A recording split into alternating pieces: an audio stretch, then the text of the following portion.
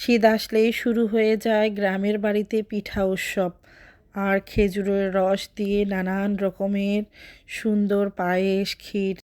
যেতে না পারলেও গ্রাম থেকে অনেক ভালোবাসা এসেছে। শ্বশুরবাড়ি, বাবার বাড়ি আপনাদের সাথে শেয়ার করব। মা কি পাঠালো, শাশুড়ি কি পাঠালো, আর কোথায় ঘুরতে গেলাম, কোন ভাবিদের বাসায় পার্টি করলাম, কি কি পাঠালো সেটাও দেখাবো। আর গ্রামের জিনিসগুলো দেখে অনেক বেশি মায়া কাজ করতেছিল। মায়ের দেওয়া উপহার, শাশুড়ির দেওয়া উপহার, তাদের পাঠানো ভালোবাসা বা জিনিসপত্রগুলো যখন হাত দিয়ে ধরতেছিলাম তাদেরকেই অনুভব করতেছিলাম। বিশেষ করে আমার মাকে খুব বেশি মিস করতেছিলাম, কারণ সে অসুস্থ, যেতে পারিনি।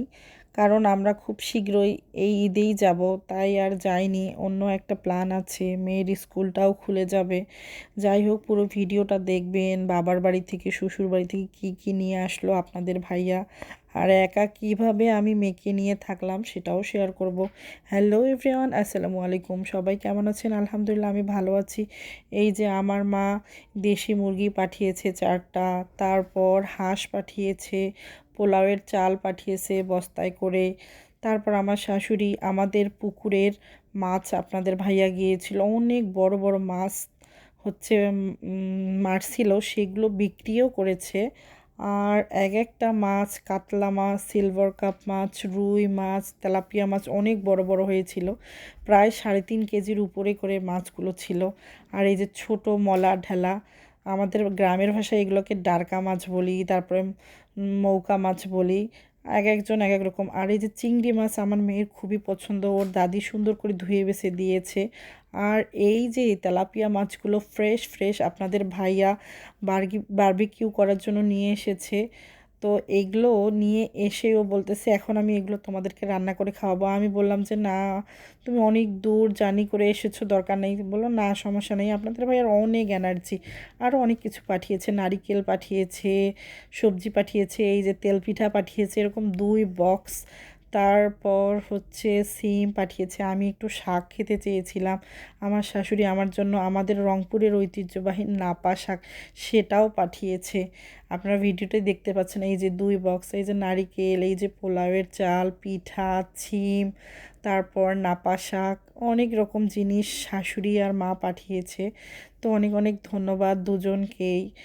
অনেক দিন ধরে গ্রামের বাড়ি যাইনি, তো তাদের জিনিস দেখে মনে হচ্ছে গ্রামের একটা ফিল পাচ্ছিলাম। তো বেশি দিন না, আপনাদের ভাইয়া মাত্র জাস্ট 2 দিনের জন্য গ্রামের বাড়ি গিয়েছিল। যদিও আমি বলেছিলাম চাইলে তুমি আরও 2 দিন থাকতে পারো, কিন্তু সে থাকে নাই। কারণ আমাদেরকে রাখে সে কমফোর্ট ফিল করেনি। আর আমরা দুজন মা আমি একাই ছিলাম চট্টগ্রামে আমাদের বাসায়, আই মিন আমাদের বেইজে কোয়ার্টারে। তো এই যে আমি তেলাপিয়া মাছগুলো সুন্দর করে সার্ভ করে নিয়েছি, আপনাদের ভাইয়াই রান্না করেছিল সুন্দর করে ফ্রাই করে। আর এই যে ছোট্ট চিংড়ি মাছগুলো ভুনা করেছি, আলু দিয়ে ভাজি করেছি। আর বড় বড় কাতলা মাছগুলো রান্না করেছি। আলহামদুলিল্লাহ, আমরা সকাল দুপুর এগুলো দিয়ে খেয়েছি। খাওয়ার পর রাতে আমাদের একটা জায়গায় দাওয়াত ছিল, আই মিন পার্টি ছিল।